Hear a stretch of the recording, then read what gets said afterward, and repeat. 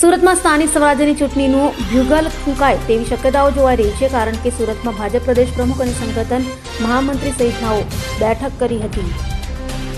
ગુજરાતમાં સ્થાનિક સ્વરાજ્યની ચૂંટણીના પરગમ વાગી રહ્યા છે, ત્યારે સુરતમાં મનપા સહિત દક્ષિણ ગુજરાતની સ્થાનિક સ્વરાજ્યની ચૂંટણીને લઈ ગુજરાત ભાજપ પ્રદેશ અધ્યક્ષ જગદીશ વિશ્વકર્મા, પ્રદેશ સંગઠન મહામંત્રી રત્નાકર અને પ્રદેશ મહામંત્રી પ્રશાંત કોરાટ દ્વારા બેઠકનું આયોજન કરાયું હતું.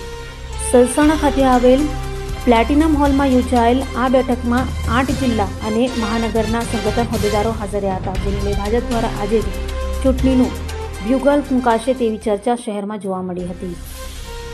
સુરત ખાતે દક્ષિણ ઝોનના પદાધિકારીઓની બેઠક માટે પ્રદેશ ભારતીય જનતા પાર્ટીના યશસ્વી અધ્યક્ષ આદરણીય શ્રી જગદીશભાઈ વિશ્વકર્મા આવ્યા છે. આગામી સ્થાનિક સ્વરાજની ચૂંટણીને ધ્યાનમાં રાખીને મંડળથી લઈને જિલ્લા સુધીના બધા જ કાર્યકર્તાઓને ઝોન્સ મળવાનું થાય એ પ્રકારે એમનો ગુજરાત પ્રદેશની અંદર પ્રવાસ ચાલી રહ્યો છે અને આજે શરૂઆત દક્ષિણ ઝોનથી થઈ છે.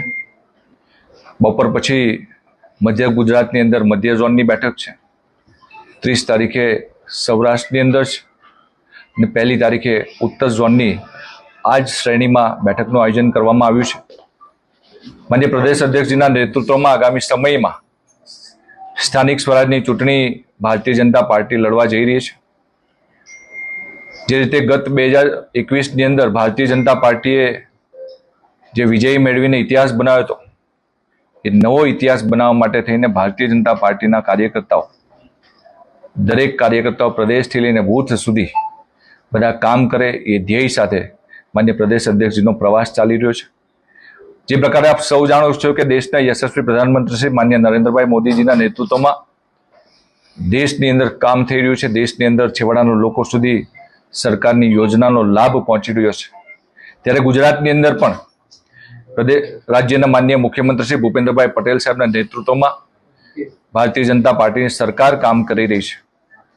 સરકારની યોજનાકીય લાભાર્થીઓ સુધી પહોંચવા માટેનો પ્રયાસ, સરકારે કરેલા કામો, સાથે સાથે સ્થાનિક સ્વરાજની ચૂંટણી છે તો સ્થાનિક સ્વરાજની અંદર પણ ભારતીય જનતા પાર્ટીએ એકમના માધ્યમથી કરેલા કામો એ લોકોને યાદ અપાવીને એ પ્રકારે આવનારા સમયમાં ભારતીય જનતા પાર્ટીના કાર્યકર્તાઓ લોકો સુધી જવાના છે.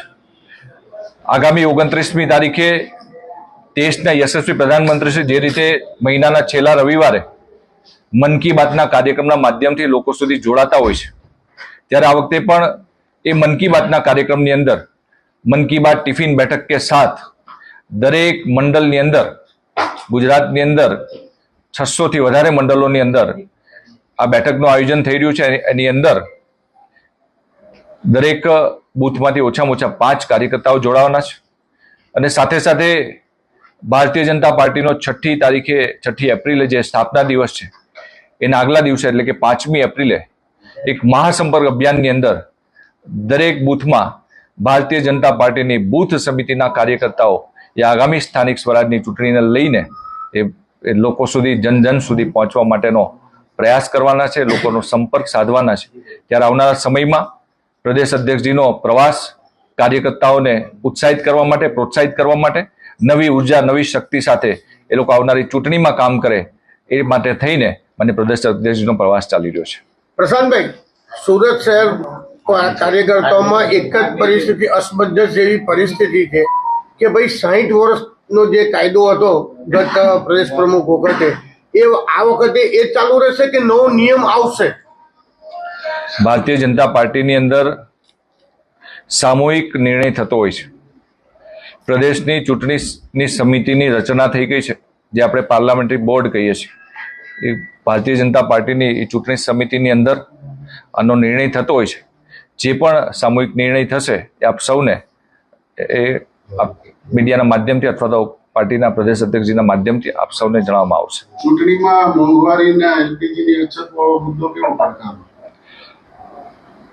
ચૂંટણીની અંદર આ નાના એકમની ચૂંટણી છે. તાલુકા પંચાયત, જિલ્લા પંચાયત, નગરપાલિકા, મહાનગરપાલિકા અને એ ચૂંટણીની અંદર સ્થાનિક મુદ્દાઓ, સ્થાનિક સવલતો અને સાથે સાથે આપ જે કહી રહ્યા છો એ અત્યારે વૈશ્વિક પરિસ્થિતિના કારણે બધું ઉદ્ભવ્યું છે, પરંતુ જે રીતે દેશના યશસ્વી પ્રધાનમંત્રી શ્રી માનનીય નરેન્દ્રભાઈ મોદી સાહેબે દેશના લોકોને ક્યાંય અગવડતા ન પડે એ પ્રકારના પ્રયાસો કર્યા છે, ત્યારે લોકો પણ જાણે છે કે વૈશ્વિક પરિસ્થિતિના લીધે આ બધું થઈ રહ્યું છે, ત્યારે લોકોને ભારતીય જનતા પાર્ટી ઉપર અને દેશના યશસ્વી પ્રધાનમંત્રી શ્રી માનનીય નરેન્દ્ર મોદીજી ઉપર વિશ્વાસ છે કે આવનારા સમયમાં જે રીતે કોરોનાની અંદર વિશ્વ સામે મોટી સમસ્યા હતી, પરંતુ ભારત દેશની અંદર જે પણ નાગરિકો છે એને ક્યાંય અગવડતા ન પડે એ પ્રકારનો એમનો જે પણ કામ રહ્યું છે, ત્યારે આવનારા સમયમાં પણ આ જે પડકાર વિશ્વ સામે છે એના માટે થઈને ભારતીય જનતા પાર્ટીની કેન્દ્રની સરકાર માનનીય નરેન્દ્રભાઈ મોદીજીએ દેશના લોકોને અગવડ ન પડે એ પ્રકારના પ્રયાસો કર્યા છે. સુરતમાં કચરા કૌભાંડનો મુદ્દો એક ખૂબ જ ગાજી રહ્યો છે, એમાં કોઈ એક્શન કે એ મુદ્દે? સુરતની અંદર જે પણ ઘટના બની હશે, જે પણ હશે એનું માહિતી લઈને જે કરવાનું થતું હશે કરશું. આભાર. પ્રશાંતભાઈ, ખાલી છેલ્લો પ્રશ્ન છે કે જે પ્રશ્ન આપણે ગત જે પ્રદેશ પ્રમુખ હતા પાટીલ સાહેબ, એ નિયમો ચાલુ વખતે લાગુ રહેશે કે બદલાશે? મેં આપને કીધું એમ કે ચૂંટણી સમિતિ એટલે કે પાર્લામેન્ટરી બોર્ડ એનો ક્રાઇટેરિયા એ નક્કી કરતા હોય છે કે જ્યારે પણ એ બેઠક મળશે ત્યારે એ બેઠકની અંદર નિર્ણય થશે. ધન્યવાદ. અભય થઈને નિષ્પક્ષતાથી નિરપેક્ષ રીતે વાસ્તવિકતાનો અરીસો રૂપી સચોટ માહિતી લાવતો સત્યની સાથે અભય ટાઈમ્સ.